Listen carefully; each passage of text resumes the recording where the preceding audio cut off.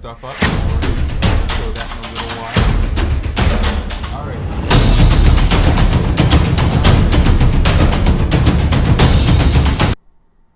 And there we are. We are live. Look, it is Rod and Lauren. How is it going, everybody? Excellent. How are you? This camera, so it's like at the right height. There we go. There I am. All right. Wait, you consider that the right height? You know, right there. Do you not know the rule of thirds? Do you not know about the I artistry? know the rules. I don't like them. I like this all being here instead. You're breaking them. I see. Breaking the rules. Carry on, then. Carry on. All right. So, we were going to start talking about all kinds of other fun stuff, but then, the news has broken, and Enrique Tarrio is in jail right now, having been arrested. So after the last event in D.C., a church had its Black Lives Matter signs taken down, burned in the street. And Enrique Tarrio was talking loud and proud about it online, and very much speaking to his involvement. So they filed charges, and he went back to D.C. for the event for the 6th, and they arrested him. It's only the 4th. Yeah, So, I think what we've learned here is that Blue Lives Matter, Smurf Lives Matter, and Enrique Tarrio has his head up his ass. And of course, it was a BLM flag because that's what they do. I do like to do this, As soon as Lawrence said that it was a church, I'm like, oh, this is when the Proud Boys are going after a church. It's always because there's a BLM related thing there. That's their MO. That's how they do it. Oh, and by the way, I love the way you started the show. I'm Lauren Pespisa. This is my friend Rod Weber. We're here for the Gregg Housh show. Yes. Yes. I did all of that stuff right because I know what I'm doing. How did we get to Stalin? How did we get to Stalin over here? So, yes. Well, I mean, I named you in the title. We're good. You know what? Rod Weber is an artist, according to the New York Times. And if you don't know him because of that, then you're not paying attention to the world. I thought he was just a vandal. Well, I mean, so that's what I said to him when I saw the article in the New York Times. I was happy, unlike, say, the Gateway Pundit that just called him, a Satanist or something, that at least the New York Times said artist. That was nice of him. Gateway Pundit did engage in a lot of talk of Satanism, not just about me, but Lauren and Embry and Anthony. The problem is I don't think they've ever seen Indiana Jones. They're not going to get it. And, I think at this point it's okay for us to claim Satanism. It's not that we're members of the Satanic Church or we practice any of these things or believe in a sky god or a demon god down below. I don't believe in the ant people, the lizard people, or any of the people that Alex Jones says that we should be believing in. That said, it's a great troll for the right-wingers, just like when Kurtaner threw up that gun video that we did over on Parler. I mean, Parler itself is a wonderful, wonderful creation for folks like Lauren and myself. I can't get enough of it. Honestly, I've been not wanting to go to this thing on the 6th. What is it? It's Wednesday. They're supposed to have their civil war down in D.C., but the way things are going with Blue Liquor Balls Master Enrique Tarrio getting arrested right off the bat, it does sound like it's going to be a lot of fun. I want to see the Proud Boys get hit with drone strikes so that they're crying, "Oh, but no, Blue Lives Matter! I'm here to lick your boots! Why are you doing this to me?" As Ford Fisher comes out and is like, click, click, click. Oh, no, I'm getting clicks for all of my right-wingers that love all my militia videos. Well, I mean, it could be a lot of fun if we set an effigy of Trump on fire down there, or maybe even just a giant pig with the police hat. That. You all heard it here first. Rod Weber endorses the use of drone strikes. I mean, yeah, right. I was gonna say. True. Woo! Flowers for peace and drone strikes. Drones for peace. There you go. Drones for peace. As John McCain and Lindsey Graham often like to say to me, peace through strength. Actually, Ted Cruz would like to say that to me too. That is literally 1984. Yeah, well, that's I'm pretty sure that's from 1984. I think it's a Ronald Reagan thing in 1984. Yeah, either way, 1984 is somehow involved here. Kind of the same thing. So, let's add a little piece to this Enrique Tarrio thing, though. Because not only was he arrested on the charges of vandalizing, destruction of property, of the church's property, but they found 2 high-capacity magazines. Oh, damn it! Oh, why not the high-capacity dildos, Greg? 2 high-capacity magazines for firearms. We know possession. Do we know what kind of firearms? What caliber? What are we talking about here, Greg? They haven't said from what I can tell yet, but dildo, just that they were high capacity. Does it launch dildos? Because I've had a high capacity paintball gun. Sure. They said firearms. I don't think they're talking about pellet guns at that point. Although, who knows? But Greg's trying to keep it serious. Issues. Well, the issues are that that's a felony in DC. And he's already a felon, so he shouldn't have firearms in the first place. So nice! He's like a new Kyle Rittenhouse. This should be more interesting than just a standard, you are arrested, here's your bail, go home kind of a setup. I am all for him spending the rest of his days in prison. He'll annoy Won't us. happen, but I let's go. Let out 500 nonviolent offenders and put in the domestic terrorist. Well, then, I don't know about all that. Lauren's always talking about that no one should spend any more time in prison. I know both of you guys are jailbirds, so I don't know. I only ever stay for the night. And God bless you for bailing me out. When you do, I look forward to you bailing me out in many more situations. But always happy to. But what about the evils of the prison system? Is Enrique, is he so evil that you would wish this upon him? Yes, absolutely. Okay. I'm not really shedding a tear for that one. That's what I thought you'd say. But right there.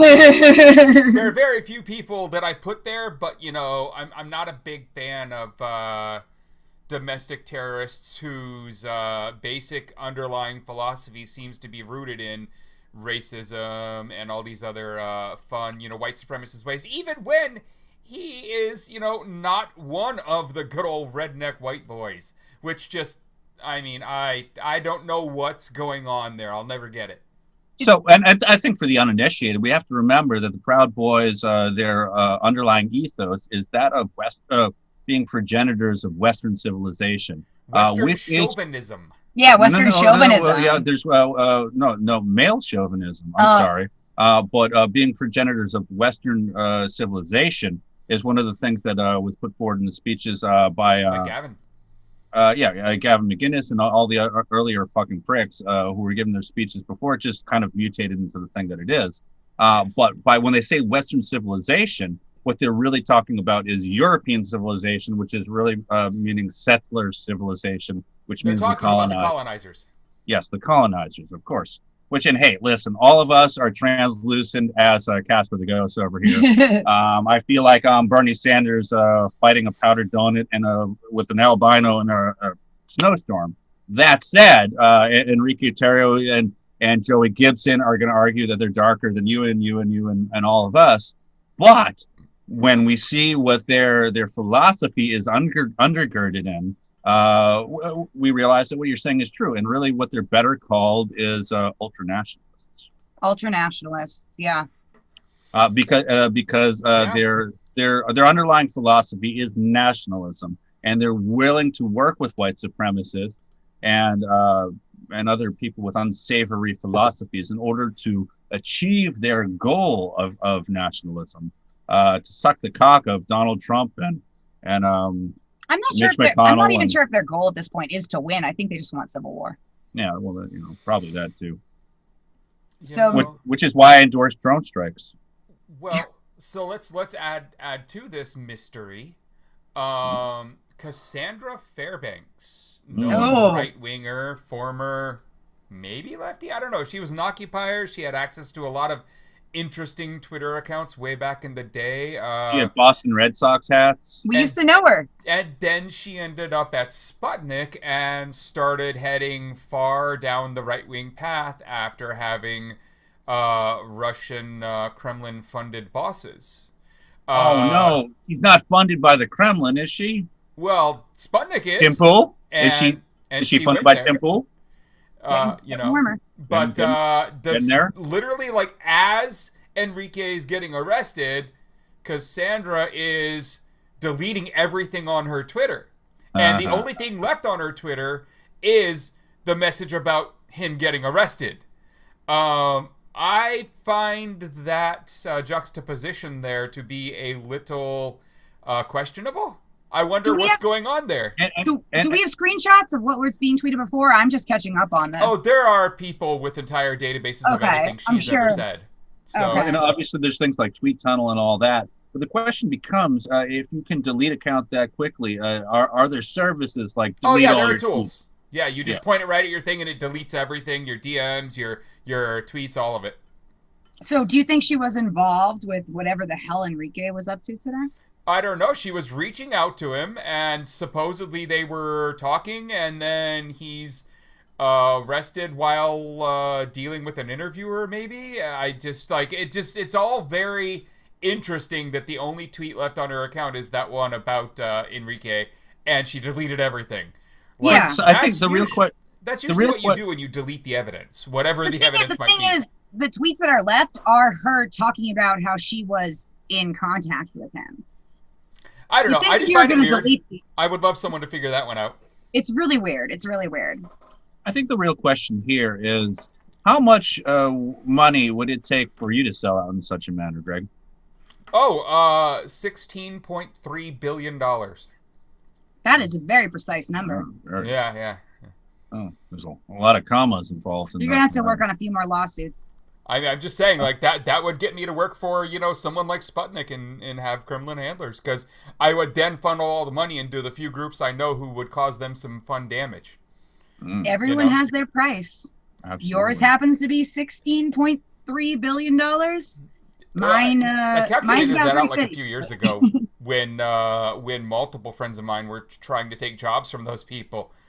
That number was specific to a lot of costs, like a specific bunker in a specific country, the amount it would take to retrofit it the way I wanted, the hideout, the various people that would need to be involved, and so on. It gets very involved, but I was playing it out as a mind game years ago, and it would allow you to, be a double agent that would cause the handlers a lot of trouble. So I wanted it up front so I could then do the bad thing. So my next question... I mean the bad thing. My next question is, when you get this 16.3 bill, which casino are we going to, and what game are we playing? I put it all on 00, and whatever casino will take that large of a bet. Let's go. What's the new one? Is it in Somerville? No, it's in Everett. Everett? Yeah, Everett. They don't have enough free drinks there, buddy. I don't think they're open because of the pandemic, right? He's got $16 billion. You're still not going to go? Don't, but I mean... I just opened the vodka tonic. No, I'm talking about in this hypothetical scenario. I don't think Encore takes you wouldn't go? No. No, I'd already be somewhere else doing a thing from an island. Would it be in the southern hemisphere by chance? Yeah. Okay, that's what I thought. But yes. In the bunker. Yeah, exactly. But it was just a fun thought experiment before we all realized that's never happening. But that was the number. So I do want to see how this Enrique Tarrio stuff plays out, especially now with him not being there possibly in the next few days. How do they react, there? Is there video? What? Greg, is there video of this shit? Of what shit? With Enrique, there's got to be. I don't know. I mean, I haven't seen it. I haven't seen any. Goddamn. There's posts all over. No. Okay. Yeah, it's just tweets and stuff.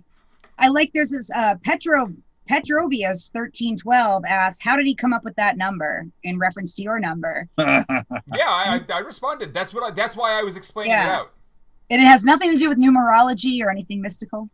No, I am a devout atheist, beholden to nothing but science. There is nothing mystical. There is no spirituality, and religion is a virus.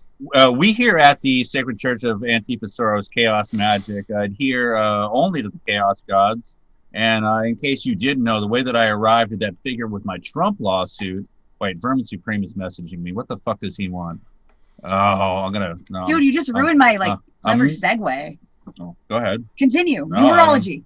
I don't know. I did numerology. That was my negotiating tactic with Trump's lawyers, because they hit me with such an excessively low number. I'd initially hit them with the lawsuit was 5 million, and then on my second revision, I moved it up to 10 million.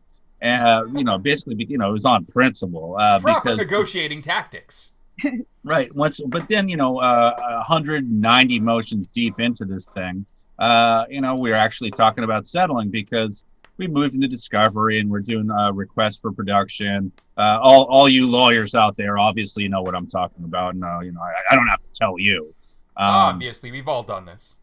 But I like the eyebrows. So let's actually get a little farther back from that, though. So okay. Fine. For the people uninitiated, he is talking so far forward because he's already said all this a whole lot the last week.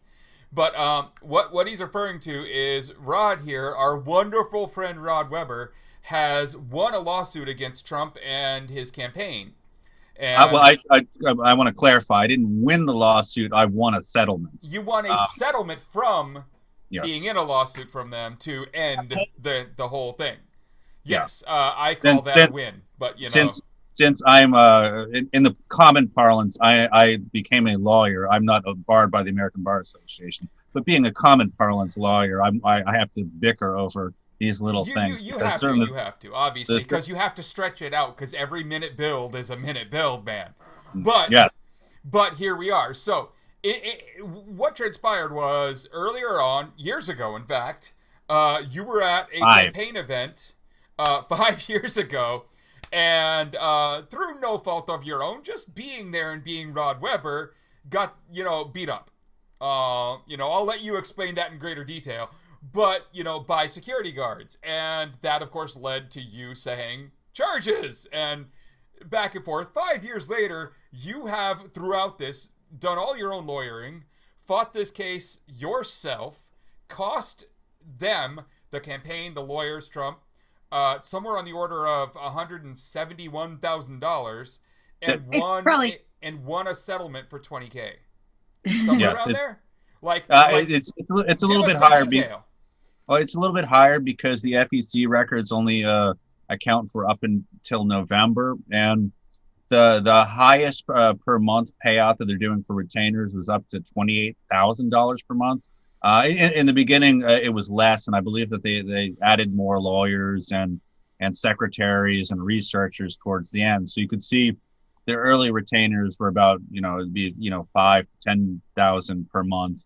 And at the end, it was up at 28. So if we factor in that the November FEC filings were at 171,000, we add 28 to that, or even a mid-range. Even if we only added 15K to that, plus $20,000 settlement, we're closer to a price tag of around $200,000 that I've cost the Trump campaign. Plus, this is money you got. Depending how you factor it, the 20,000 from the Trump campaign, and I got 15,000. Well, I haven't gotten it yet. The 20,000 from the Trump campaign is in my bank account. I'm able to spend it. That's what bought our wonderful Mexican salad tonight. Tacos. Yeah. Thank you, Trump campaign, for funding Rod Weber and his world of anarchism and lovely flower giving and dumpster fireism. Let me ask the obvious question, because there's an obvious question here. So in the end, your settlements combined are around the $35,000 range. Now they're over $200,000 spent to get here. If 5 years ago they had just said $35K to end this, would you have taken it? Well, at that time, I wouldn't have. Knowing what I know now, it is really. This is what actually I just had my little interview with. I'm not going to give them a plug, but the thing that I've been telling everyone in all my interviews is, it's somehow simultaneously like a victory and a wild defeat for journalists everywhere. But knowing what I know now, it is just a gentleman's agreement to decide how much money it costs to do a crime. And that's kind of why what happened with Fox News, when that happened, I basically just reached out to him and was like, hey, listen, I know that you just did this crime here. If anyone who's unfamiliar, basically they defrauded me. They got involved in some fraudulent doctoring of one of my videos where they scrubbed my name, the watermark off of it, Yep. And put on the name of someone else, a Brittany31 from Twitter, Nice. which was tweeted out by Andy No, Mr. Andy No on Twitter, piece of shit that he is. Grifter extraordinaire. Yes, he is the ice cream cone slash slushy attractor extraordinaire, the magnet for all frozen drinks upon the head extraordinaire, dog pile of shit that is. Anyhow, the point is I'd filmed these kids out at in Portland. The protests in Portland had been raging for many days and weeks, and there was these toddlers with these signs over their head that said "fuck the police," and I thought it was very apropos. I was trying to show the peaceful environment during the day. Long story short, Ingraham Angle from Fox News reached out to me and asked if they could use the video, to which I responded, "Fuck Fox News," which was showing my clear intent to have no intent to share any, go fuck yourself. I mean, very clear. They went ahead but then they scrubbed my name off of it and put Brittany31 on there. And so I just wrote out to them, having gone through all this stuff with Trump. It wasn't finalized with Trump, but I kind of just knew. I wrote them a basic complaint that I would, if I was going to bring forward a settlement. And it was like, listen, we all know that this is a gentleman's agreement, how much it costs to do the crime. I'm here to punish you a little bit. And then, so I said, why don't you give me $15,000 and I'll go away? And, to which they responded, no, but then they immediately got on the phone with me. And we arrived at 5. And so I moved on and used that to actually fund what I was doing with Trump. Yep. Because everyone needs a little bit of, I mean, there's a lot of paperwork. Yeah. I mean, you wouldn't think that paperwork costs thousands of dollars. But when you're doing things that are, 200 pages deep, and you got to provide them with 5 copies of it because there's all these, there was 18 named defendants in this case. Right. And now we're sidestepping way off what the topic was. We wanted to talk about the Trump lawsuit. Yes. But I guess, so that was my aside about if I knew then what I know now. It's a gentleman's agreement. And I guess, I don't know, would I take the 35,000? Back then, no, you wouldn't. Back then, no fucking way. But what I know now, I'd be like, God damn it, it's a miserable process. Our system is so completely broken that it's a mockery of itself. When I see these articles, talking about the $20,000 and various people opining that it wasn't enough. It's like, well, fuck you. Why don't you learn to become a lawyer? I mean, right. Most folks, when they hire a lawyer, I mean, that would. It wouldn't even cost. I mean, that wouldn't cover the cost of a lawyer. What was your original intent in this lawsuit? Was it to get money, or was it to get Trump on the stand? It was to get Trump on the stand. It was to get discovery. It was basically to take him down a peg. It was to kick him in the dick. Metaphorically. If he had one. Well, it's a micro penis according to Stormy Daniels. It's a micro penis or phallus. I believe E. Jean Carroll may have had something to say about that as well. Shaped like a mushroom. Yes, one of those things. Yes. But the point being is, if he had a dick to kick, that's what we want to be doing. And it got to the stage where I realized, and even Trump's lawyer said, they're like, Rod, you obviously by the process of doing this, you have come to the conclusion that this is a negotiation between two parties. Yes. And as much as you talk about your principles, he didn't go so far as to say there are no principles, but he was alluding to it, that everything is meaningless. And as you want to start reading Nietzsche, you get very and all of a sudden, all of a sudden, my dreamy Stalin collages start happening. Yeah, we live in a horrible dystopia run by psychopaths. But I think what people really need is the background on the story. Would that be the way to go? Yeah, because we've really meandered here. We have. I gotta start like just taking this thumbtack and just jamming it into your leg. Oh, when I'm talking too much? Right. Keep you on topic. That, What did Trump do to you? he touched me in the bad place. Oh my God, where did he touch you? You know. What happened? I can't say. What happened, Rod? No. What happened? He took me in the back room like Noriega. Oh no! No, it didn't actually happen. What actually happened? Want to talk about Noriega? No, we'll talk about Noriega later. What happened? Joe Arpaio. What did Edward Deck do to you? Have you seen the Joe Arpaio interview, though? No, we'll get to that. Oh my God. It for is the listeners, a lot of fun. I'm trying to keep him under control. For the listeners, what exactly All right, did Edward Deck do to you? So it's way more controlled than Vermin showed, so like the audience is used to it. He's so loud. Okay. Indeed. So in 2015, I took upon myself a shtick called the Flower Man, or at least that's the way the press started to call me. And the idea was I brought a flower for peace as a way to get my foot in the door to talk to politicians.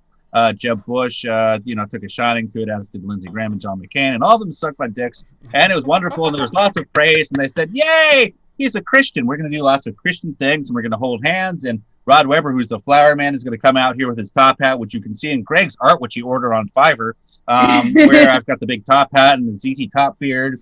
And, oh, yay, everyone. Thank you, Doxy, for the art.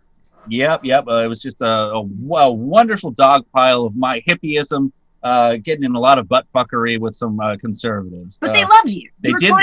They did love me, and I was quoting the Bible. I did a lot of 1 Timothy 3:1-7. It's noble to seek the office of overseer, but he who does should be without reproach, sober-minded, not quarrelsome, married only once, and not a lover of money. What say thou, Mr. Trump? I did that with Jeb Bush, and he looked at me sideways, and I said to him, obviously, I'm referring to your opponent, Mr. Trump.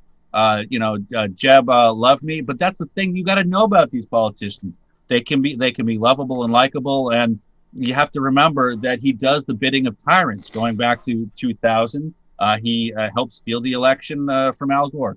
That's not the point. I was doing a shit called The Flower Man, getting my foot in the door there in order to do this documentary about 2016.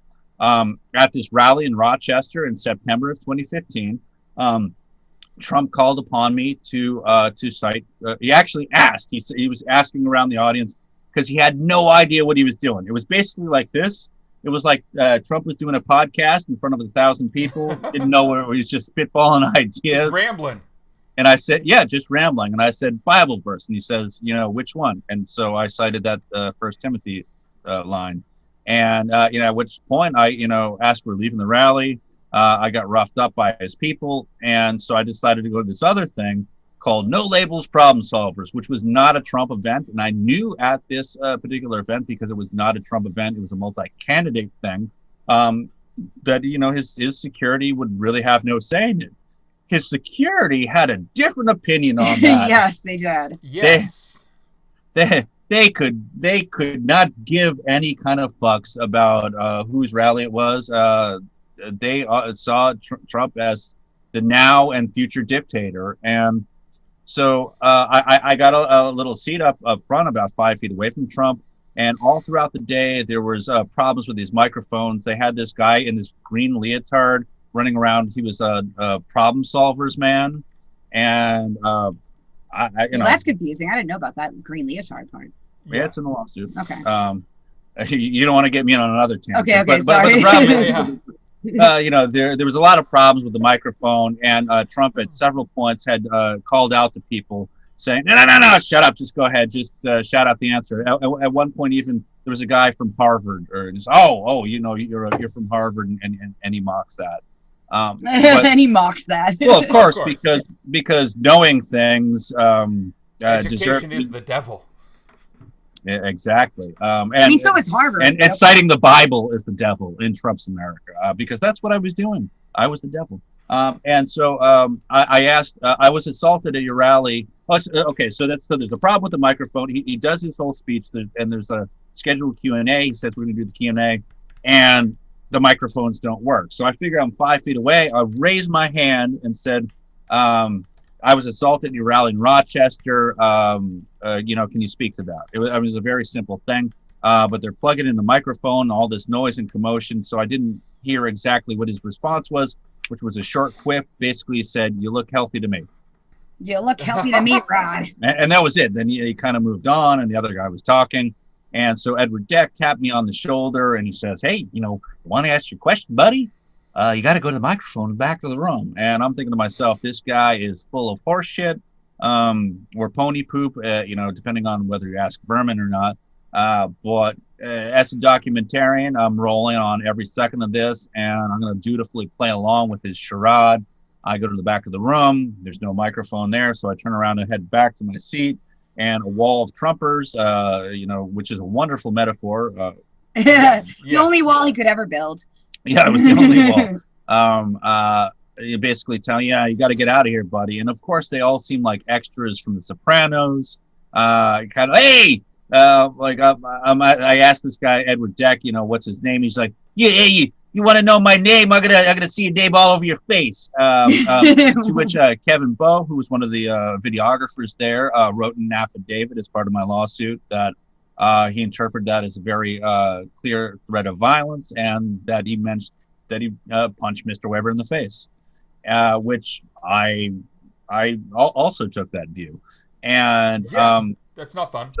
So anyhow, so that walling in thing, that's your first charge really there, which is called false imprisonment, threatening me, and eventually what he did was assault, and then because he's getting in my face.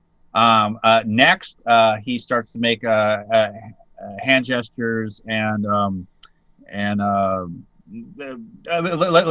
the Manchester police come over from behind. I could not see them from my vantage point. They didn't tap me on the shoulder. They didn't do anything. Dude just grabbed me by the shoulders, pulled me back, at which point Edward Deck, who's Donald Trump's security guy, the guy in question here, grabs me by the other shoulder, and they throw me into a table, head first into this table. WWE style. Yep, it was like Vince McMahon versus Trump Part 2 over here. Yeah, just fucking everything up. Like I'm the Rock, and you're the Twin Towers, and you're going down, Hulk Hogan, and I don't know what I'm saying here. Alex Jones, sorry. Right. And so they throw me around a bunch more. Then I get caught up in the velvet ropes, and I said, "I just want to ask a question. Oh, woe is me." And Deck's yelling, "I don't give a shit, you motherfucker. Go get him, Rock." That kind of thing. And so basically, the police, they detain me outside. I'm very clear to say, "Am I detained?" They say yes. Then the sergeant comes out and he says, you got to go. And I'm like, "Well, I'm being detained. Like, which guy am I listening to here?" Which is an interesting thing we'll get back to. Yeah, and so there's like 16 mainstream journalists, by my count, that were filming me at the time, and I gave a little soliloquy. If this is the way that things are going to go, and Donald Trump becomes president, is a terrible harbinger of the way that things are going to go. A dystopian future is with us if Donald Trump becomes president. And certainly that's kind of how things have gone for journalists or even just protesters at these rallies. So then I said I wanted to press charges, and they performed a retaliatory arrest on me. Making the initial crime, I mean, it was bad, but the cover up is always worse than that initial crime. At which point, then they're lying in affidavits, or they're lying in the police report. If you look at 42 U.S.C. 1983, which is the Civil Rights Act of 1871. Effectively, they're working under color of law, which means that Trump's staff guy, Edward Deck, can be charged in the same manner as a police officer, which then through respondeat superior, which is Latin for respond to the superior, basically the boss is responsible. Then if you look at the other lawsuits, which were similar, which were filed before that, you've got Zervos v. Trump, you've got Galicia versus Trump, you've got the people versus Trump, and all three of these cases, the judges ruled that Donald Trump, the man, the campaign, and the company. So there's actually, and that's confusing too, because there's two Trump organizations. But Trump, the man, the campaign, and the company are all one and the same. Alter ego, obviously. Bruce Wayne versus Batman. Basically, to say it's the Trump campaign is synonymous with Trump, and we all know that, and we kind of take it for granted. But they did everything under the sun to try to prove that Donald Trump was not the Trump campaign, that Donald Trump was not the Trump organization. Which is what they do. This is what they do. They spend all of their time and evidently $200,000 to try to prove that's not what they do. And Donald Trump has been on the record many times saying, "I never settle," and even going so far as to say, "I don't settle because if you do, then they take your money." So that's the crux of the case, and they cited many horrible things like this decorum law, which says that unlicensed security can basically murder someone if you're a presidential candidate in the state of New Hampshire. In the state of New Hampshire, and that's a real law. Yes, that's insane. Thanks for the link in chat. Yes, I want to backtrack a little bit about what's so interesting about this case, and Edward Deck in particular, one of the main defendants and one of the people who I believe threw your head through a table as Trump's private security. Yes. Head of private security with this company called Xmark at the time. I was in prison at the time, so I wasn't doing the research at the time. I only followed up on it later. If you look at like some of the history of this particular company and what they were doing all the years of the Trump 2016 campaign, they were assaulting people from Univision in New York City as well, working with the New York Police Department. And I'm not even sure if I actually need to look into, if anyone feels like it, what happened in any lawsuits regarding that, because this guy went around assaulting people on Trump's behest for that like entire couple of years while he was running for office. And so Rod's not actually alone in all of this. And this use of private security forces who are working in cahoots with local police departments and expecting to have this, expecting to have the same protections, which the cops shouldn't have those protections either, quite frankly. As well as even, they just change the name of their company and go along their merry way. Right. And there's some kind of plausible deniability. There's all kinds of legal snafu issues that go along with these type of companies, which is interesting. Yeah. So Xmark, which Lauren is talking about, is a shell company for Edward Deck, and it's to protect Donald Trump from Deck and vice versa. But also one of the interesting things that I learned through doing the case is Xmark also had stations in North Carolina as well as Arizona, and they New York. I mean, technically there was actually several other states, but those are the two ones that I was able to prove and push forward on those two states. But they do this in order to make it very difficult to bring forward lawsuits like this. And then one of the other things is that there's the two Trump organizations, and they also do this. They're both registered in New York State. And you have to go through the Secretary of State's corporation registry. And so one is the Trump Organization, LLC, and one is Trump Organization, Inc. I had to hire dozens of process servers and private detectives in order to get Trump served. I would have them go to Trump Plaza at Trump Tower, all these places, and they just kept pretending that they didn't get them when my private detectives and process servers were saying, yeah, no, we went there. And eventually I started having them get video. And but the thing is, in the case of the two Trump organizations, they still refuse to file an appearance. So filing an appearance is the first thing that a lawyer has to do when you decide that you're going to defend against the case. But when they did it, the lawyer actually made a mistake, and he didn't know the difference between the two Trump organizations. And so when I objected to that, saying that you don't even know the difference between the two Trump organizations, it kind of got into this "I doth protest too much" sort of thing, where it's like, well, why does Mr. Weber making such a big deal about this? It was just a clerical error. And I said, because these motherfuckers spent fucking 4 months of my life just wasting my time over this distinction between the Trump Organization, LLC, and INC. This is the whole thing that underpins your fucking charade. This is your bullshit. If you're going to hold me to that, yeah, absolutely. I'm going to make a big deal out of that. And that's why there was 190 motions in this case. And so this is what they pay these lawyers to do, is just to waste your time. And this is why our system is such a fucking joke, and why I was so happy to be done with this shit. And this is also a blueprint for how to fight it if you're going to do it yourself. True. I would say, like, one thing for anyone watching this, when Rod was explaining the case in kind of greater detail there, and he started listing off, laws from 1871 and, USC Title 18 and blah, blah. When he started doing all of that, if you can't keep up with that, you might not want to try and represent yourself. But if you could, and that made sense, and you want to start going, I mean, I'm just saying, like, it takes a certain mind to be able to. We're starting a law firm, R.K. Weber. If you've been assaulted at a protest and you need cash now, call R.K. Weber. Call cash now. Weber. You or a loved one may be entitled to financial compensation. Nice. No, but maybe an anarchist library. I put a blog post. There's a pretty good one of them already in Boston. Oh, no. Anarchist library? Well, we should all share.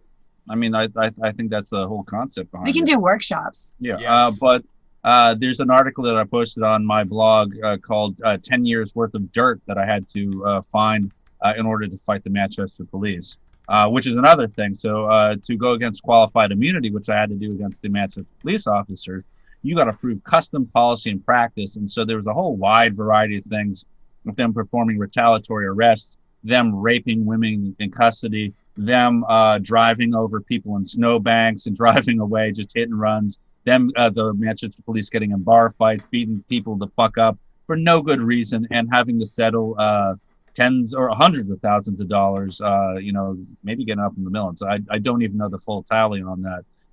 But, obviously we know this is fucking rampant everywhere. Fuck the police, fuck their fucking bullshit tactics. The fact that we have to get around this and they're not held to a higher standard of accountability, fuck that shit. Fuck that shit. That's why there's no honor in being a policeman or policewoman, because back in the day, they actually had like some kind of honor system. There's no fucking honor. I'm pretty sure they started as slave catchers, so I'm not sure they ever did. Yes,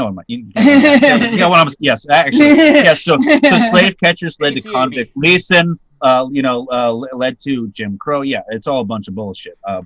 So I get your point. But at least there was the pretense of them, trying to act. They are far more militarized and are also working with private security, Blackwater type companies. Yeah, Blackwater, Tiger Swan, were the mercenaries at Standing Rock. They kidnapped me and turned me over to the police. I was hogtied and basically led. You were hogtied? Yeah. Oh, that sounds fun. It isn't. It is surprising to me that there are 3 people in this conversation and only 2 of us have been hogtied, though. I know. I'll be hog-tying everybody. Just for everyone, since I said it, that link to the Lucy Parsons Center is the anarchist bookstore. Oh, that's in over Boston. near where EMF was in Cambridge. So if you want to find out more about the wonderful anarchist bookstore in Boston, that is it. But so I mean, I got my arrest by mercenaries out in Standing Rock. That was on video, but of course they confiscated all my cameras, and it took a year and a half in order to get the cameras back. And by the time they were available, going forward on a lawsuit, it was not a reality. Because I was headlong in this Trump lawsuit. And I think for a lot of us out there that are documenting these things, we could probably push forward, a dozen lawsuits per season. But who has the time, who has the resources, who has the money?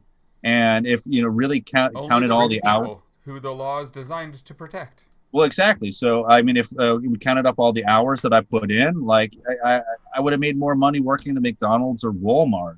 So, I mean, this 35,000. Seriously, you're true. Absolutely. So the $35,000, which everyone is hitting me up for, alone now, is I kind of view that as my capital for funding my little private revolution over here. The new movie that we're trying to put out, me and Lauren here, which I don't know. So I mean it's a good segue right there. Look at you. Maybe you should have the show. I like it. Hey, so, I do what I can. So what's the new movie about, Greg? What is the new movie about? Well, guess what I have queued up and ready to show the audience. It's a trailer. It's a clip? It's a trailer. Hey, Lauren, do you want to tell us what the? No, we don't need to tell us about a trailer. The trailer will tell us what it's about. All right.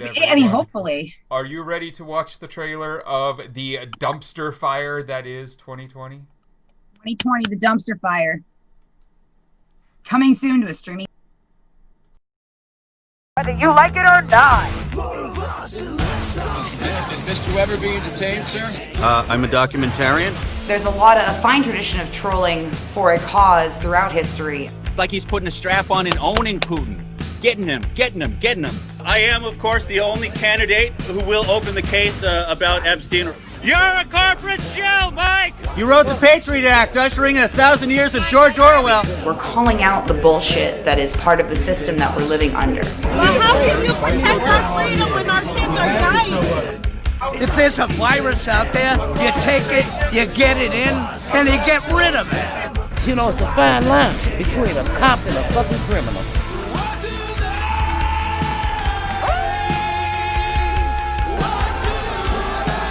We're the New York Times where we endorse 2 people. We only get 1 vote.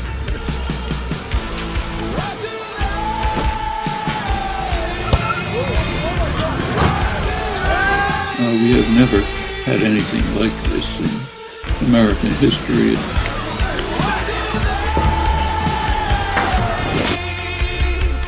This whole argument about the violent left falls apart when you stand in front of a Proud Boy, because they throw the first punch. Suck, drunk, cock! Suck, drunk, cock! Antifa is not an organization. Antifa is an idea.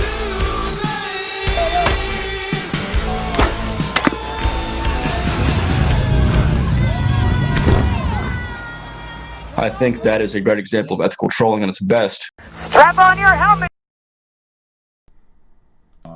He's so cute. And like we the- are back. All right, so could everyone see the trailer? Did that work out? Did I figure out all this technology stuff? It's almost like I know how to use computers. You're a producer now, Greg. Yay! Awesome. Look at me, I'm that guy. Yeah. All right, everyone. Yeah, so that is the film. Every good documentary, I think, personally, it was gone into with an idea, and like every 5 minutes you had to kind of change that a little until finally you ended up with where it is, which is 50 different ideas. Because 2020, about every month, had a wonderful new dumpster fire. Thanks for the sub there, Jeremy. Absolutely. And so, as the title implies, it's 2020, the dumpster fire. And it did start with the New Hampshire primaries, much like Flowers for Peace, which was my 2016 film, started with the New Hampshire primaries. But in this case, shit just got, it got weird. Shit hit the fan. Shit really hit the fan. And whereas in the past, there's that narrative arc where there's the multiple candidates and it turns into a horse race, and it's like the NBA playoff sheet. And Tulsi Gabbard's everywhere. And yeah, Tulsi Gabbard's fucking everything up, and she's talking about her weird transphobic ideas and her donations by Skadden Arps in the military-industrial complex, and all her apologists are saying to me, "Oh, but she was in the army, so she knows what the evils are." I say to those people, well, maybe she should have known better. But that's not the point. We're getting off the subject here. Yeah. It's 2020 was just all over the place, and so the movie reflects that, and I think the trailer does as well. And so I think know. that the movie. So I mean, the movie is not only a journey of Rod through this year as an artist, as a fake lawyer, and as a documentarian. It is also a journey of all of us, because remember Super Tuesday? Remember the election primaries in the Democratic Party? Remember how we all cared about that? And then suddenly COVID. And remember, we were all quarantined. We were all stuck in our houses, scared to death. And then George Floyd. And then Black Lives Matter. Protests every day, riots in the streets, cops beating people up, fucking military police in armored vehicles, kidnapping people. And then Donald Trump and Proud Boys stuff, which had already been happening anyway. But, it all just turned into this snowball of a dumpster fire and bullshit. And I think the most important thing that one can do in these situations is to have interviews and hear the voices of people who are on the front lines of all of this, which Rod personally has been. And I think one of the recurrent themes, if we're going to find a unifying narrative, which Alex Jones screamed in our faces about, is that it's really about challenging power. Yes. It's questioning the people that are getting in our faces and saying that I want to rule your life. And over again, whether it's at the New Hampshire primaries, whether it's on local elections or presidential elections, or whether it's just the police in the street, they're all trying to control you. And so that is the recurrent theme throughout, is that we're just calling bullshit. We're calling bullshit. And that is the key to the ethical trolling, which we try to engage in. As Lauren says in the trailer there, it goes back to Socrates or Diogenes, which you guys blather on about in your old documentaries. But hey, I mean, it's the truth. The old documentaries are not nearly as old as Socrates or all the other motherfuckers who were going on about we that. all emerged from the cave this year. Yeah, we were and down saw the shadows. It was on the wall. Plato's Republic spelled the motherfucker out. Just like Luke gets to see Darth Vader's helmet and his own face is in it. And he's like, "What the fuck is this shit?" We all did see the face of what America truly is this Uncle year. Owen, Aunt Beru, what the fuck? You're dead and your bodies are charred. And it was basically a strange, distorted vision grown in a vat. And it was very, very troubling for everybody. I'm not sure that I don't think there's any right way to do this year. However, it's going to be very disjointed. It's going to be multiple stories that don't weave particularly well together, but definitely belong together in that specific juxtaposition of things that don't flow well into each other really speaks to how fucked up this year was. Yeah, exactly. And it's like, and all the footage is Rod's. So it's like, this is not a whole collection of news clips like some other documentary with a bunch of talking heads.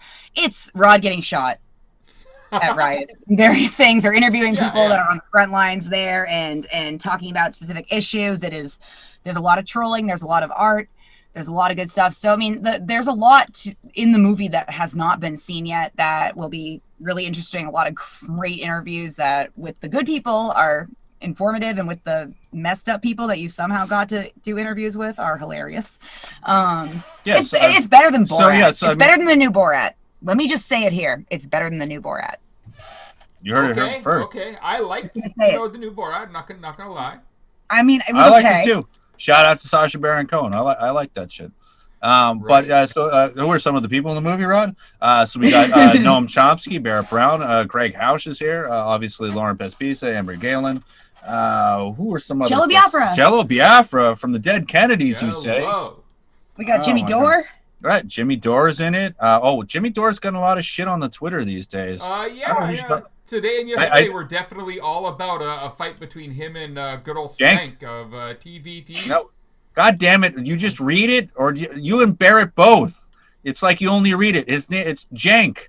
I'm not spending the time to pronounce his name correctly. No. Jank Uger. Yeah, no thanks. But yeah, so Jimmy Dore is in it. He's got a lot of shit about. I believe his name is Problematic Bitch. That's his name. Well, yeah. What was that about? We got Tulsi in there too. You want to talk about problematic bitches? True. But what was that shit about bestiality that you were tweeting this morning? So there was a spot in an episode a long time ago. This was like 7 years ago almost, where people were joking around, and he said that, but. Like, he calmed everyone down, got really serious, and then spoke to it. And when you see it, and even if you see the whole full clip of him talking about if he had... Right? We're talking about Jank, right? Yeah, if you had... Jank says that if he had, the power to do one thing, he would make pleasuring your pets, through bestiality, of course, legal. That would be a thing he does. And some people are saying, oh, he was joking. Watch the clip. He is not. I think I remember this. So so I did see the short clip, and so that's what I was trying to figure out. The longer clip is on YouTube. You can literally just search for Jank bestiality. No, like 5 minutes of that whole part of the show. It's no, he's being serious. Anyone who says otherwise is just like. I remember this. But that was the thing too, because even within the minute and a half clip that you did post, it did show that he there was some dilemma in his mind. Yeah. As he tried to word it right. As to whether this is a thing that should go forward in the courts, and that he was actually down for it in whatever this case was. He's like, we need a movement. And I'll tell you, I'm not trying to be a Jank hater. he was actually in my 2016 film. He gave me an interview. He's put me on TYT a bunch of times. He covered my debate with Mike Huckabee. He covered some of the stuff they did at the Trump rallies.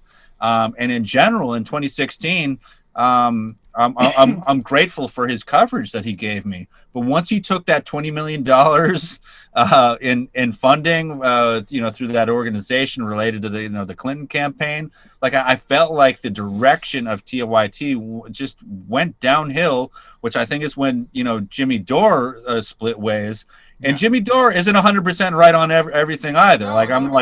Jimmy, he's a comedian by his own admission. Yeah. He's a pothead jag-off comedian. Wait a sec. Who's worse, Jimmy Dore or Bill Maher?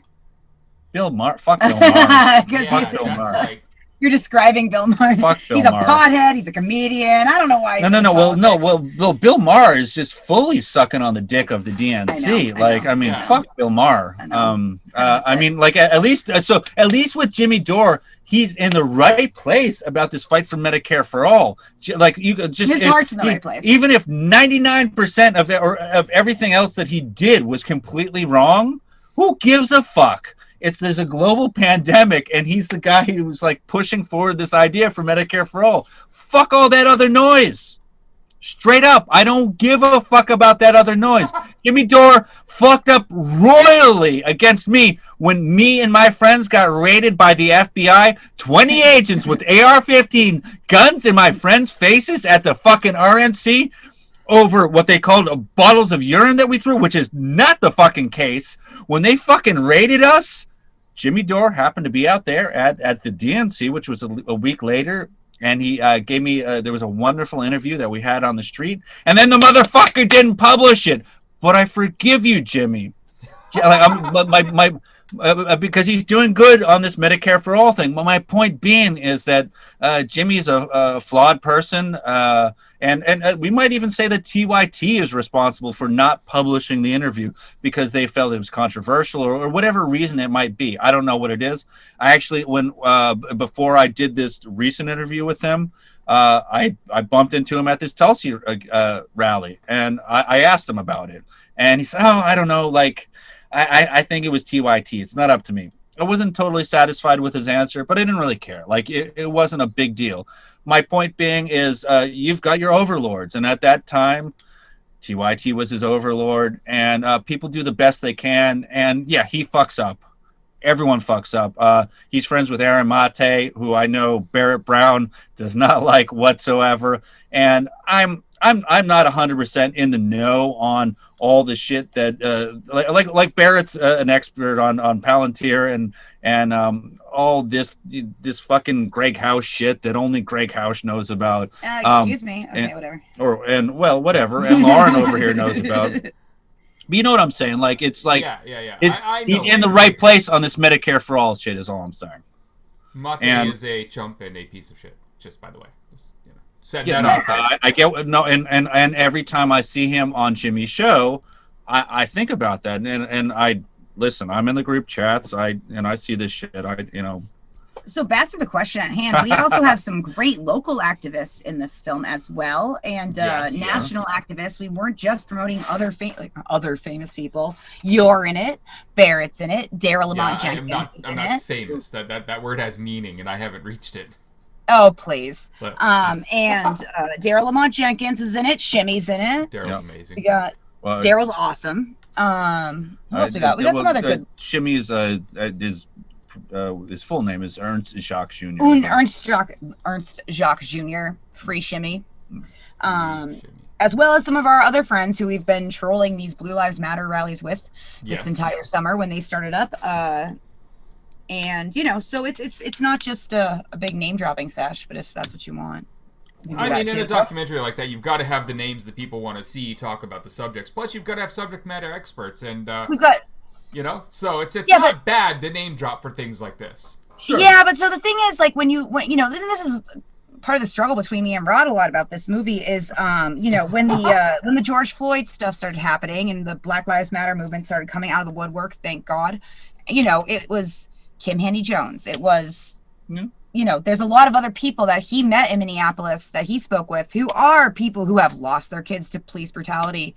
And like, I feel like those are actually the important names and the important people and some of the most powerful interviews in the movie, as opposed to Noam Chomsky. He's kind of boring. I mean, Noam is old enough now that he's a little slowed down. Yeah, I mean, give him a break. I mean, he's 92. Yeah. He was like 92 like 10 years ago.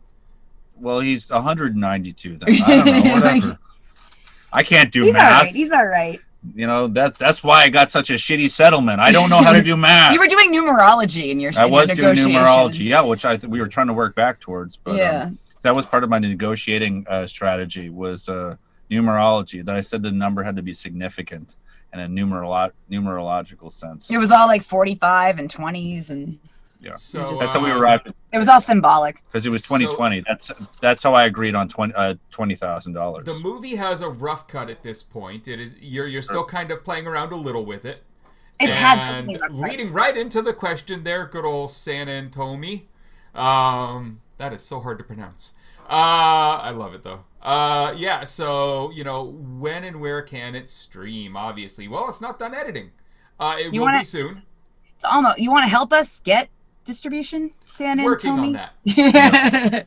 Working on it. So I don't want to name drop too much more, but obviously you've put us in contact with a couple folks, and actually after the settlement was announced, a couple other folks reached out to me, and we have some more meetings coming up. Nice. And we're working towards, if one of those works out, great, but I don't want to.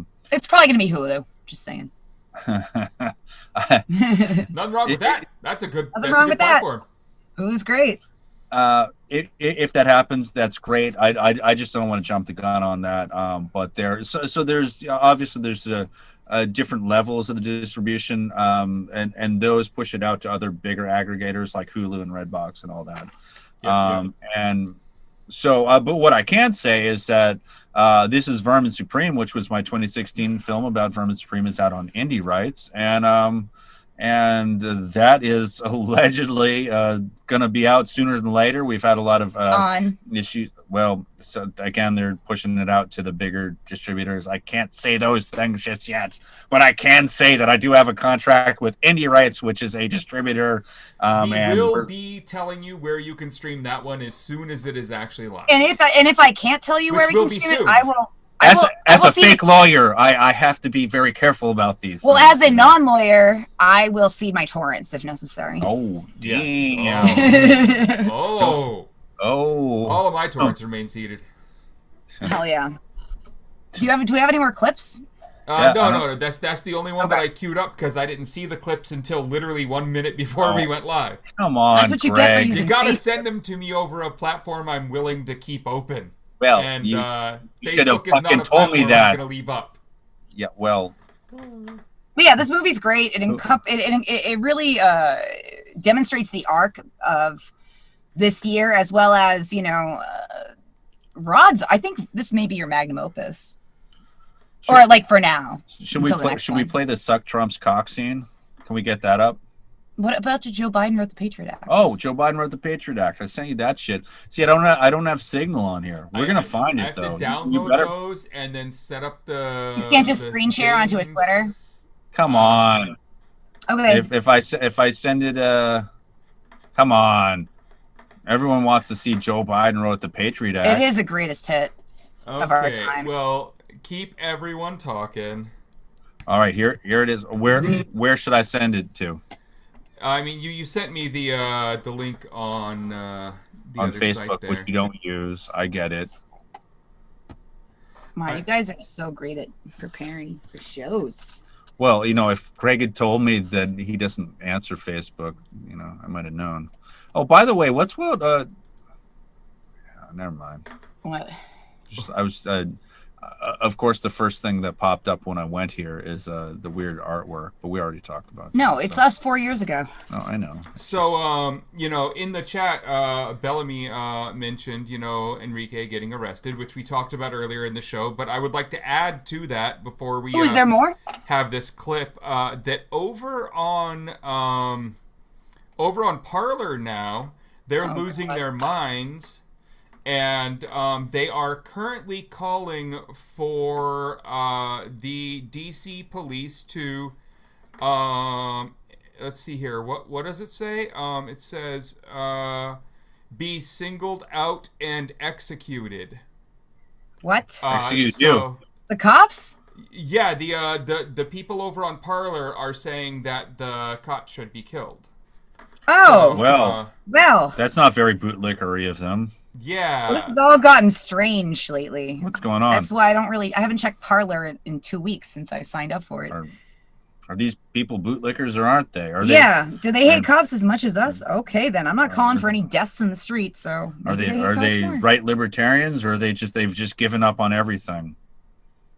Yeah, I think there's just demagogue worshippers. They just want to suck at the teat of Trump. I don't think they care about anything else. This is what separates the left from the right in a lot of ways. Is in the words of Pat the Bunny, I don't want to kill a cop.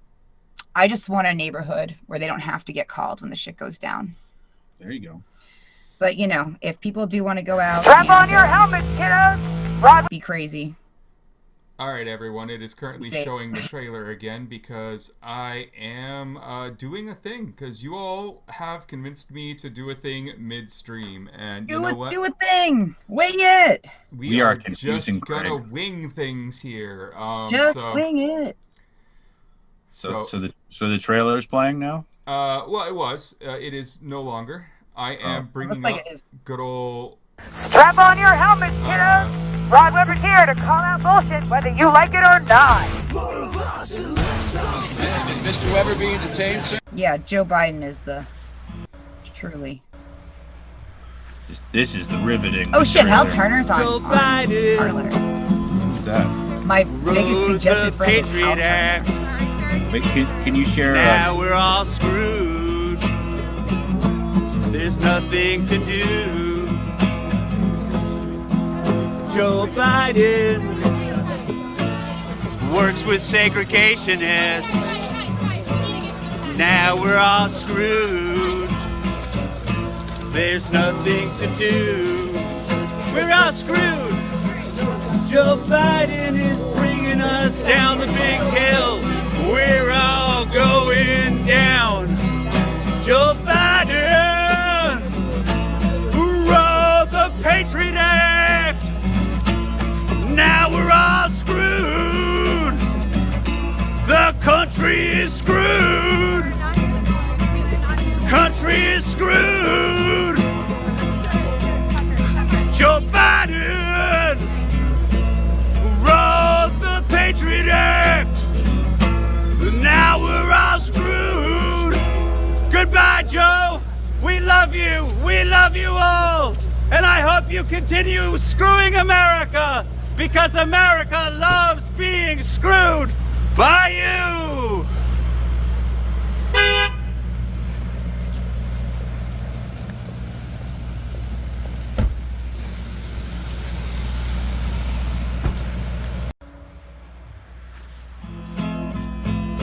Joe Biden wrote the Patriot Act. Now we're all screwed. There's nothing to do. Joe Biden works with segregationists. Now we're all screwed. Sell a coloring book. Yeah. All right, everyone. So that looped there. It was great. They have asked me to show you all an image, so I'm going to load this thing up. Coloring book. In the meantime, Lauren, what is the Patriot Act? Oh my God, the Patriot Act that allowed for things like warrantless wiretapping, drone bombing of American citizens without due process in other countries. And who wrote it? Joe Biden, our new president. Yes, I mean, technically it was some bullshit bill that he wrote back in the 90s, and he's since... But didn't they pass it like after 9/11? Yeah, basically it was all based on what Joe Biden had initially written. Which he was very proud of. And he's taken credit for it numerous times. And obviously not during a presidential campaign, but We all know what the fuck he did. It ushered in 1,000 years of 1984. Yes. As I also said to Joe Biden on one of my many interactions with him on the campaign trail, ushered in 1,000 years of 1984 of George Orwell. George Orwell, yes. So, I have put up one of the images. This is a coloring book for the dumpster fire. And Rod said, this was your sister doing this? My sister Megan Jordan, or Megan Jordan Weber, depending on, or Megan Weber Jordan. Now I'm getting confused, but don't dox your sister. No, she's okay. She's like public, like she's married. She's married. She married a man whose last name is Jordan, so now she's Megan Jordan. But is she hyphenated? I always get it confused, like the order. So I guess it's Megan Weber usually Jordan. People drop the maiden name, but I don't know. She got rid of Weber, so it's. So as you can see here, it looks awesome. There's going to be a whole coloring book. There are multiple images. You can see Vermin down there in the bottom right. Yep. You can Daryl Lamont see them in the middle. Daryl over there. Trump up top. Yep. Biden up top as well. But the main four figures there is me and Lauren and Emery Galen, as well as Anthony Petrovich. So what that was is that I decided that we needed to make I had a dream. A lot of these things come in dreams. I have these stupid ideas. Yeah, you do. Wow. All right. To troll the right, and bringing it back to us. There we all are. We needed to make a video about to troll the right with arming the left with our George Soros funded firearms. For the record, George Soros does not fund us. We have never received any of his checks. I only receive checks from Donald Trump. That is a legitimate fucking thing. Donald Trump is funding us, not George Soros. Much to the chagrin of the people on the Trump side, as well as on the left. You can all go fuck yourselves. Who's that guy? It's Dreamy Stalin, motherfuckers. That's my thing, with the CoverGirl model. What I like to do after someone brings up Stalin is remind people that we're capitalists, and I'd like you to hit that subscribe button. That's right. How did we get here? Whoa, what a transition. What a transition. Good segue. Hit that follow and subscribe button and all those other things I'm supposed to say.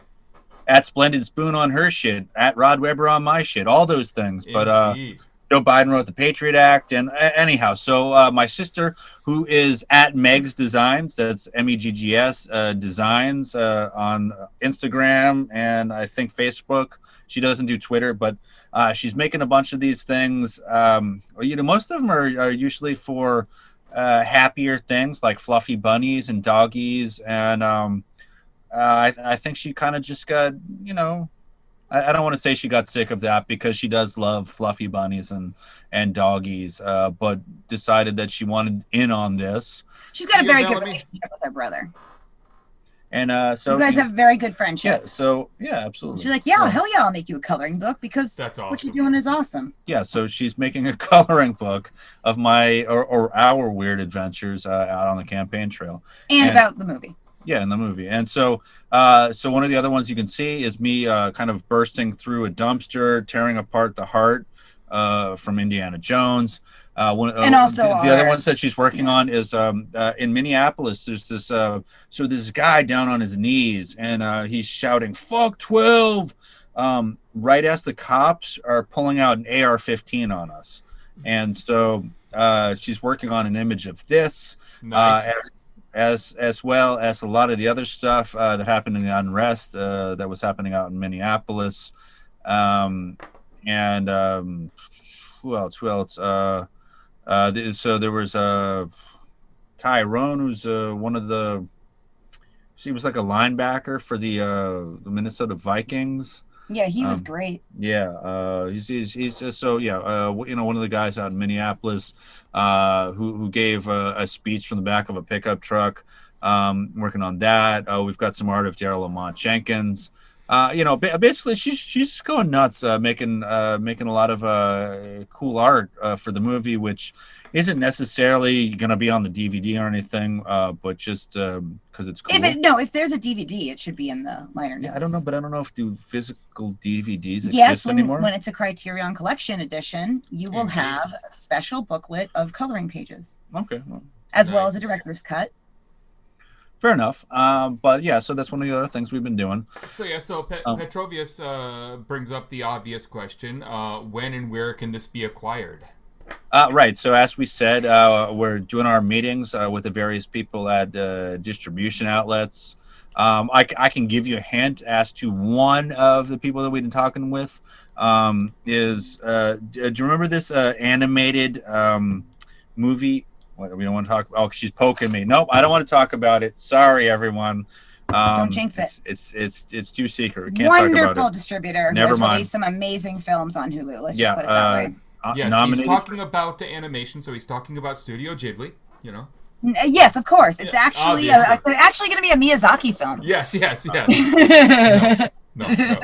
I mean, that would, like, if your whole film was turned into that, It'd be amazing. I would watch that, but no. We already that's have a not what's coloring going book. We're halfway there. So the coloring book itself is going to kind of come along with the movie or be released at the same time, like... It might be a Creative Commons downloadable thing. Like a PDF of, like, all the pages or something. Print it out yourself, color yourself. You know what? Send us your awesome artwork, and maybe we'll post it on the movie site. I'm kind of also thinking we might just drop them on regular social media. Because it's fun, right? Yeah, it's release it with Creative Commons license, and we can do whatever we want. Yeah, and then for sure. the people can do whatever they want, and you color it how you want. Yeah. Or NA. Or Zero. Awesome. Or any of those other things that Aaron Schwartz gave us. Exactly. For the people who don't know that Aaron Schwartz was behind Creative Commons, there you go. I'm just gonna clog MIT's toilet with those coloring book pages. That's a good idea.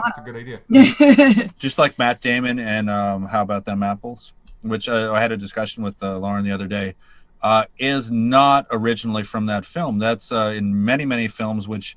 If you're a fan of Turner Classic Movies, you can see regularly at 5 a.m. When they're playing those black and white films about people with the transatlantic voice, which is, like, hey, kiddo, how you doing there? You got a zing and the zang and the how about them apples? Well, we were talking about the apple versus barrel cop situation, so. And then Good Will Hunting was on. We're getting off the point. Yes. What are we talking about now? We're talking about the coloring book. We're releasing a movie. It's going to be great. 2020, The Dumpster Fire. Everybody's in it. You're probably in it. Greg's in it. Rod's in it. I'm in it.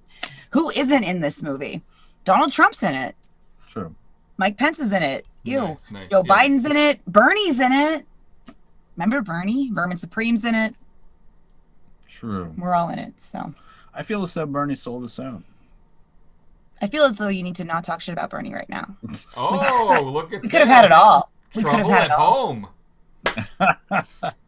Now is not the time. Woo. I mean, if you're going to go I miss there, those. then so did a bunch of others, because, Everyone sold us out. That's how it goes. Like, with minutes to go, a few people who we might respect changed their vote and voted for instead of abstaining on Nancy Pelosi. Now, The fraud squad. I understand the vote was close enough that they might have needed to, but, like, You know what's damn pretty it. sweet?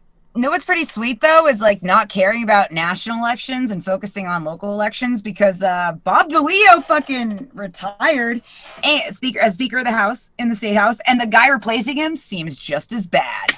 So one of the things that I saw recently was an interview. It was actually on the Jimmy Dore show, but it was Glenn Greenwald. So let's not discredit it just because it was Jimmy Dore who was. Wait. Discredit it. Was Glenn Greenwald? Which one of the two? Yeah, I was gonna say which one discredits it worse. They both help discredit it. So like everyone's which one? persona non grata. Well, God damn it. Everyone's You're on the persona left now, sir. None of this center crap. We eat our own. We listen to Sam Cedar here. No, we didn't. fuck Sam Cedar too. But anyhow, he was describing something like democratic whack-a-mole. In that, so he was describing a process in which they try to put forward ideas which they actually want to destroy. So let's say they were trying to get Medicare for all on the floor, and what they would do, and I'm just saying this hypothetically because obviously they're not putting it forward. No, this is not going to a floor vote. But if they wanted to make it look like they're putting it forward, but also just to fuck you, they'd pick like a handful of 3 or 4 senators that would vote no on it, and oh no, like it barely fucked up. Oh, we were so close, everyone. We really wanted this. And so then next time it came around, then they pick another 3 or 4 senators. So they didn't always look like the same 3 or 4 senators were the bad guys, and they just kept trading it up. So it's like whack-a-mole. You're trying to figure out who's the bad guy, but the average attention span of the public is like, yeah, fuck that shit. I'm a squirrel on 20 espressos. I can't deal with this. Or you've lost all faith in the left, even though you're a lefty. Yeah, like I've given up. And you criticize Bernie Sanders. Heaven forbid. I don't know. Listen, I'm just trying to get your movie sold, buddy. Because capitalism, late stage capitalism, people. We're looking forward to the dystopia in which the dumpster fire is all that burns bright on that hill in the sky. Yes, that burning dumpster on with a hill. Melania's fake implant tits burning and smothering out so like we're having some talk about purism and like I don't know. Like, but also hold on. Andrew Callahan from All Gas No Brakes. He's in there, and they almost had an orgy. We almost had an orgy on screen. That was a good time. Yeah. So yeah, he came out to the protests in Portland, Oregon, and amidst a riot, which really happened on the regular there. He interviewed me, and I interviewed him right back, and I asked him if we could make out consensually, of course. And it kind of went back, and he asked what I like, and I asked what he liked, and eventually it led to me saying, well, how about you go back to the hotel room? We can smear tear gas all of each other. And, really when it came down to it, we found that he likes to spread butter all over himself. So, and this is all in the extended director's cut, this behind the scenes footage. This will be added into the Criterion Collection edition. Exactly. The 4 DVD, Blu-ray DVD box set edition, complete with a coloring book. Sex talk with Andrew Callahan in the middle of a riot. Yes. That's in the middle of a protest. And a protest. Yes, a protest and a counter-protest. I mean, it's not a riot. Which was declared a riot. It's not a riot until the cops start a riot. Had the cops started rioting at that point? At that point, they have. Well, I think what I should say about what goes on in Portland is that day after day and night after night, it's basically the same thing, where everyone's out there eating their riot ribs, which is not a riot, an actual riot. It's just called riot ribs. But everyone's eating their ribs and chilling out in the park and holding up their "fuck the police" signs. And drum circles. And everything ACAB and fuck 12. And everything is pretty much chill until the police get on their megaphone and they say it's been declared a riot, or I'm sorry, an unlawful assembly. And at the point at which they declared an unlawful assembly, then that gets everyone rowdy, and they start shaking the fence and throwing water bottles, which is, not the end of the day. I know this is not real violence, especially in comparison with the violence of the state doing mass murders across the globe, as well as killing black people, like in our own country. Which, I think it fits under the umbrella. As I say nearly every episode, cops start the riots. Yes, exactly. And I don't even know if there really is a such thing as an unlawful assembly. So my point is that the act of saying that it's an unlawful assembly makes the people act out and say, well, fuck that, fuck 12. We need to stand up to it. So it's effectively a protest against them saying that you can't protest. And this is what would happen night after night as they declared it an unlawful assembly or as they declared it a riot. And then the cops would start launching tear gas canisters. And then the protesters, they might light some trash on fire or something on some cement, which is, it's not going to harm anything. It looks grandiose because smoke is coming out and all that.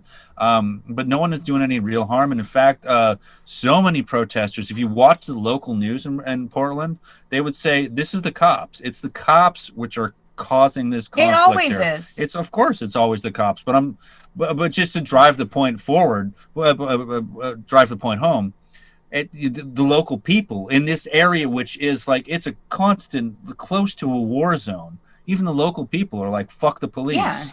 Yeah, I mean, it's very clear, and I wish there was a better way to convey that to the rest of the world, because when they see it, all they see is the smoke and the explosions, the fireworks going off, right, and the cops in the riot gear, and it's difficult to convey unless you're down there and you're doing the long live streams, which I try to do. Yeah, you have a lot, to get that across. And I think that was made apparent in Boston as well, and all over the country, when body cam footage was released with them. Oh, that's true. Joking about plowing over protesters and yeah. all that other stuff. So I mean, we all know this at this point. If you don't, you may be living under a rock. True.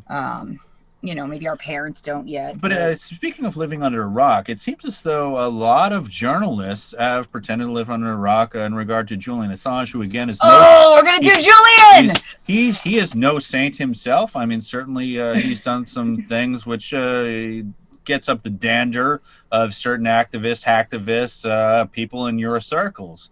But he is a symbol of press freedom, and the UK has decided not to extradite him. Of course, the US is already protesting that, and they're filing paperwork to reverse that decision. But I think that's a touchy subject. I know. I was going to say, you want to talk about persona non grata, but at the same time, he is an example. So, it's a landmark day, though, and I think we have to talk about it. We could not talk about it. We do. So here is the deal. I know a lot of people who were around him, including on this chat right now. Maybe this one. I don't know. But and we also, even at one point, there was someone literally staying on my sofa who was currently working for or with him, however you want to say it. Like, been very close to matters. And there was a point long ago, and I'm talking, 10 years ago, where there was no question about where his mind was in terms of the determination to get the right shit done. But with as much journalistic integrity as absolutely possible when dealing with that volume of data. And so we were all pretty happy about things. I was always happy with one of the kind of founding reasons for WikiLeaks even existing being Scientology. A lot of people don't know that one of Julian's real first kind of moments of clarity on the need for a place to put documents online that can't be taken down by governments was the first fight against Scientology's documentation leaking in the early 90s, when they went after a European ISP, XS4all.nl, and tried to take down a lot of their internal documentation. One of the servers that was being used that shared that documentation out to the people who then posted it was what was referred to as an anonymous remailer. This anonymous remailer was run by Julian Assange. And so, it was all part of this big case, and it was really his first, fight against keeping documents on the internet, right? And it was all Scientology that, did this. So, early on, we're all big fans of all this. We're all friends. We're all, doing also, stuff. like, exposing war crimes wasn't a bad thing. Yeah, of course. All of the leaks, I think, were great, except, he just kind of sucks the person. We got deeper into it, and a lot of issues started to arise with his personality, with his ego, with his controlling nature, with his ability to work with others, to the point where most of the people he was working with would leave, would go away, would find other things to do, would work against him, like Daniel, DDB there. When he left, he literally started writing a book and all about it, and he took a hard drive with him that had a bunch of unleaked stuff and deleted it. So a lot of stuff that would have leaked, like 10 plus gigs of documents that should have come out that man, I wish had. Which, lost. Yeah, I was gonna say that is. Yeah. But You know, so again, we're all sitting here. Slowly, people are losing interest in him, losing faith in him, and but the precedent that it sets. Exactly. So all of that is to say that even though a lot of us lost our faith in Julian just as a human being, and a lot of us saw a lot of more interesting things happen in the background, like when all of his servers moved to Russia. You know, it got very weird at times for us to sit there and be very loud supporters of his. But the one thing that we could loudly support was that these charges specifically, and this case being brought against him specifically, was bad. Was bad for us, was bad for journalism, was bad for the world, and needed to go away. He needed to not be extradited. These charges need to be dropped. And that is the whole of it. It doesn't matter if you like Julian as a person anymore. Right. It doesn't matter if you like anything he does going forward. It's that those charges and the precedent it would have set would be bad for all of us. And you have to accept that. It is not about him anymore, no matter how much he might want it to be. It is about that precedent and us fighting for that. And that's you know, we've gone to rallies in Boston this summer even, because Rod dragged me to Julian anti-extradition rallies, and I'm like, I don't even want to speak on this right now, because it was literally outside of that. I guess the UK embassy is over at the one Broadway in Cambridge, where I'm pretty sure we, like, a lot of us that used to work there, like, do interesting stuff. It's over near Palantir, right? It's right near Palantir. Yeah, actually, I think I'm pretty sure I yelled at some Palantir employees with the megaphone. And I was like, and what I was saying, you know, when I decided that nobody was yelling loud enough at the megaphone, was it's not about Julian. It's about journalism, and it's about freedom of information, and what happens to him affects all of us. And I know we all have a lot of personal and political beef with him.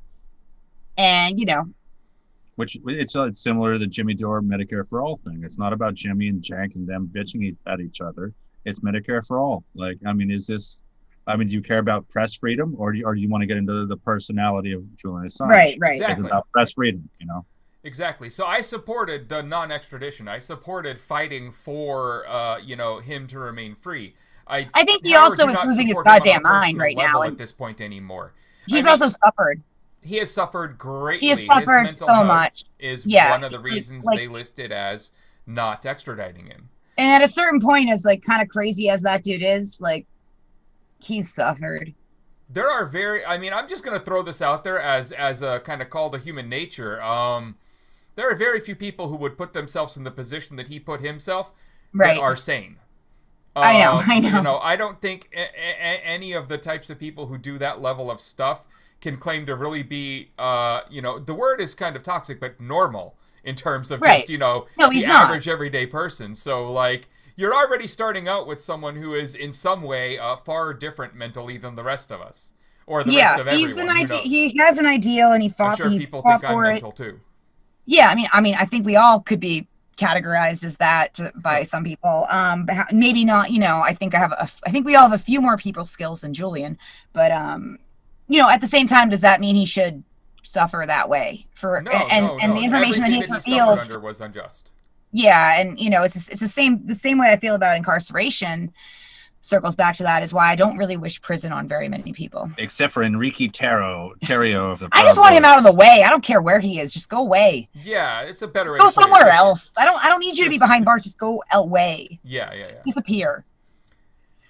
True. And that's why I call for the extrajudicial death penalty. So I'm sure there are people who disagree with my statements on Julian there, but that's just my personal opinion. There were a lot of problems there at the end, and while I don't agree with as far as, say, some people we know who ended up going to, like, the grand jury and whatnot, while others chose not to.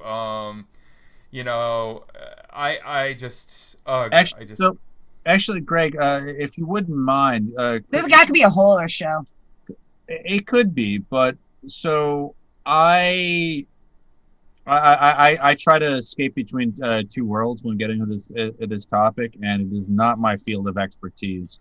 If you want to talk about lawsuits against Trump or creating an anarchist library for protesters and how they should deal with Trump, I'm down. But when it comes to Julian Assange, my main sticking point is press freedom. Exactly, and 100%. And there's a lot of people in the activist scene, which I know in New Hampshire and Massachusetts, who get a little bit worked up when I bring up the name Barrett Brown or any of the stuff that Aaron Mate brings up.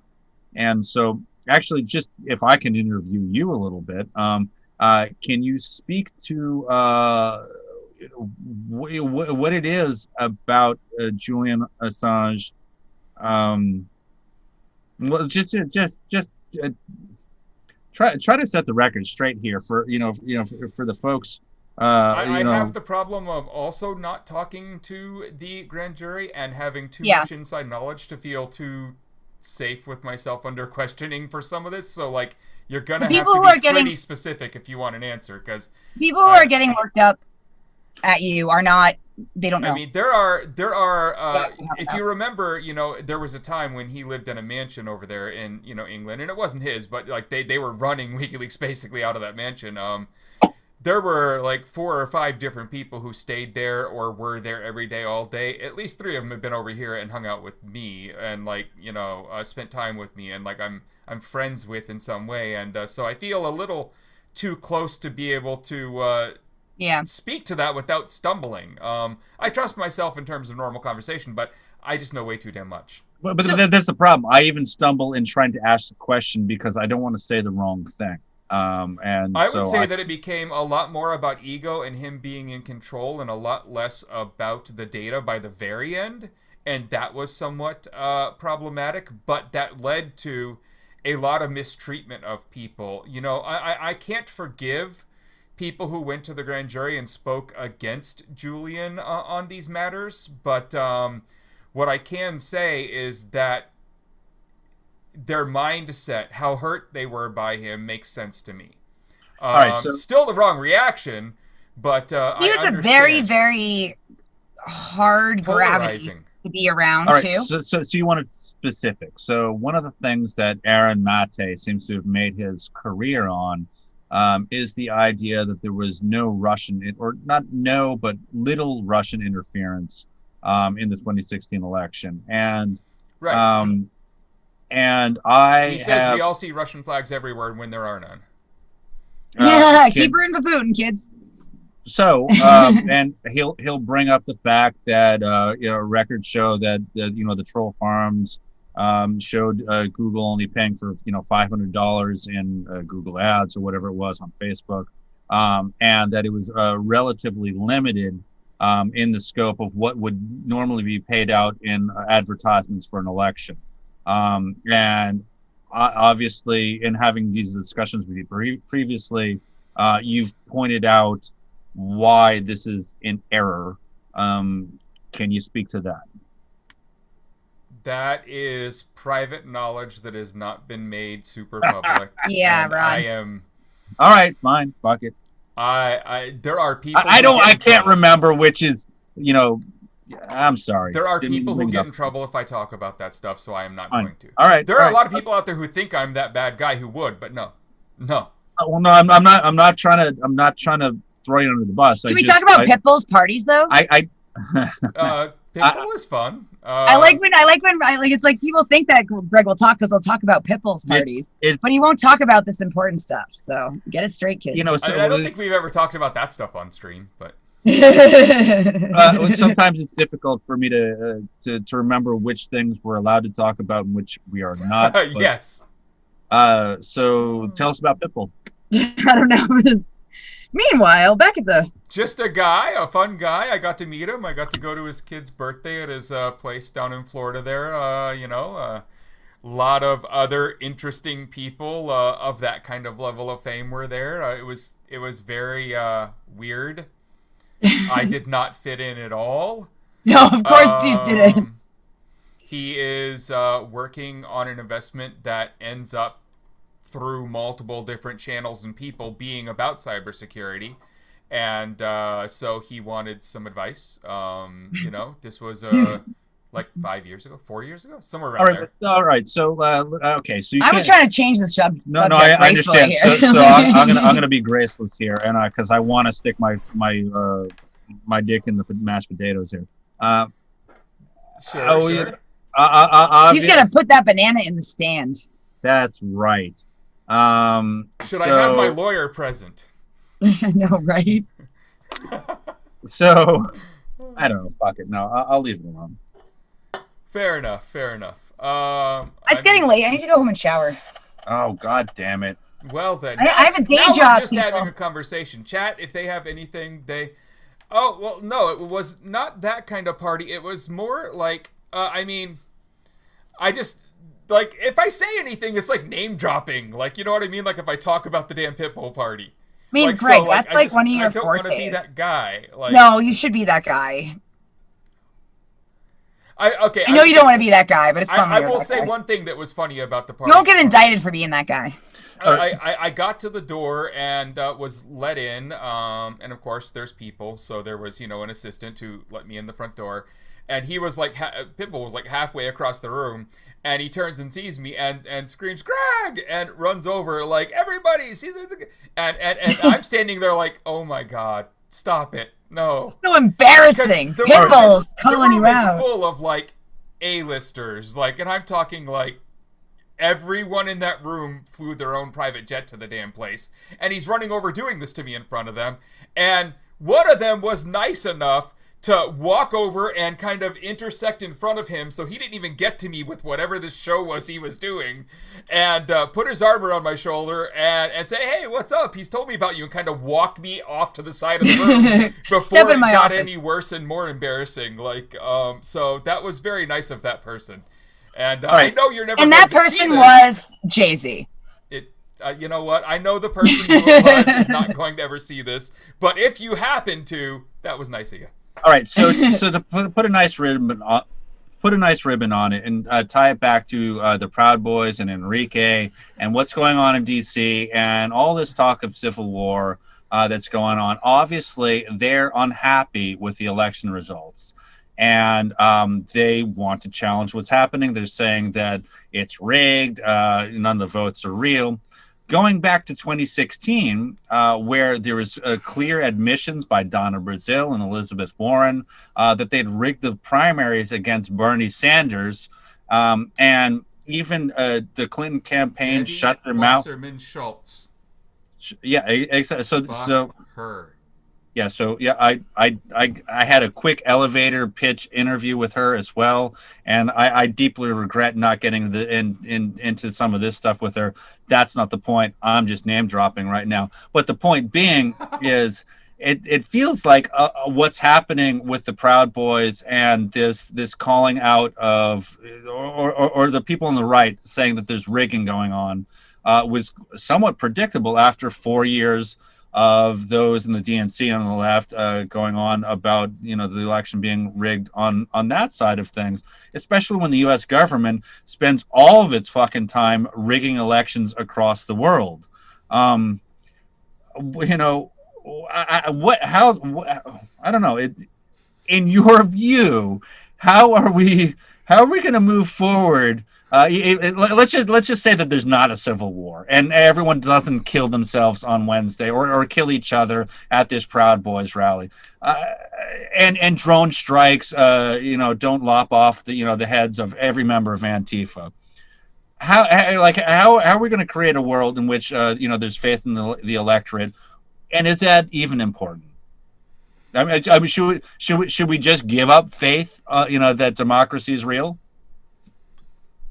I have come very close to that at this point, but not, I should say, not that democracy itself isn't real. It as a thing, there's books on it, it's a thing, but like, it's real. Whether we have one or not at this point is a little up in the air, right? At this point, we kind of live in, what's becoming an oligarchy.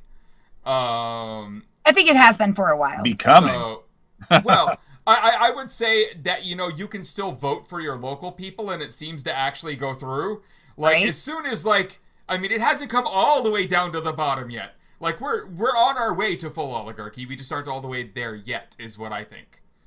As for coming back from where we are, I mean, 74 million idiots voted for Trump. I don't see how we exactly rectify that.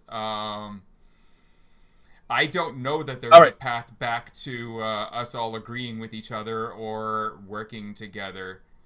I honestly. Okay, so that being the case, I just watched a podcast with Michael Malice, talking about this potential civil war that's happening. These guys are a bunch of screwballs with screwball ideas going on in their heads. I don't know. Like, is that a thing? Like, is there going to be a civil war? I don't think so. Like, it's a bunch of fucking bullshit. You need a lot of powerful seditionists to do that, and I don't know where we'd find any of them right now. Right. So I mean, maybe 13 or so, sitting government officials, but hey, whatever. All right. Well, fuck it all then. I don't see civil war coming personally. The powers that be, they're too powerful. Have way too much weaponry, even down to the local level with the militarized police. That if they have to martial law it, they will. So it's just. Not that I see martial law coming tomorrow or anything stupid like that. Just. I see us in this weird position where we're not just up against, way back when, say, during the Revolution, ships of redcoats might show up in the next few weeks. No, we're up against, you said something wrong, and 5 minutes later, the police are knocking down your door with fucking ARs. It's a different scenario whereby it's a little harder to do this kind of stuff. All right. Well, I can tell by the expression on Lauren's face and the poking of my knee that we're in this stage of Lauren needing to get to work in the morning and us wrapping the fuck up. So I'm going to suggest that you come up with whatever speech it is that you give that signifies that this podcast is coming to an end. Well, as always, I would like to thank everyone for being here. Thank the chat for coming around. Yeah. Has any more questions? If you have any more questions for us, now's the time because I'm working our way out of this one. I also joined your Discord, so they can always. That is awesome. And I'm Rod's secretary, so. But I don't know what the fuck that's. He doesn't know what Discord is, but I'm in it. So if you need to ask him a question, you can ask. I know what Discord is. I don't know why you're saying that you're my secretary. You see the blushing and the smile on his face and everything. Half the time, people talk to me to get to you. Yeah. So chat, this has been awesome. These two are always awesome. There is a coloring book coming. And a movie. The pages will be coming out kind of on all the social media, like they said. There is one movie coming that is already on its way to streaming. This is Vermin Supreme. That will be maybe on Hulu. We don't know yet, but that's a very high probability. Soon we will let you know when, and they'll come back when. If somehow, I wanted to note on the point of Vermin Supreme because you had him on the other day, and I brought forth the idea that the Libertarian Party platform in regard to corporations was why it was a deal breaker. And then you brought up some bullshit that I didn't say. But that's basically it, is that libertarians believe in privatized tyranny as opposed to just tyranny. And so I can't get down with it. I had to put that down for the record. Understood. And back to Greg wrapping up. I don't know. Sorry. Completely. We all know how everybody feels about libertarians. All right. Sorry. Lauren wants to go. Yes. So anyways, everyone, this has been awesome. That movie will be coming out shortly. The next one is still working on distribution. If somehow we end up lucky enough that one of them ends up on Prime, we might do a little watch party on this thing. Yeah. Oh my God. We can get it on Prime tomorrow if we have to. Oh, well, actually, yeah. You can just upload there. But I'm talking about the proper distribution. Anyways, watch party. Everyone, that was awesome. Follow, like, subscribe, all the fun things, to keep me fed and keep the show going. And this will be up on YouTube tomorrow. That's at Rod Weber and at Splendid Spoon, Lauren Pespisa. And much love to the great fearless leader, Gregg Housh, as always. And praise to the Chaos Gods. And praise to the Chaos Gods. All right, everyone. Good night. Good night. Thanks, Greg. See you.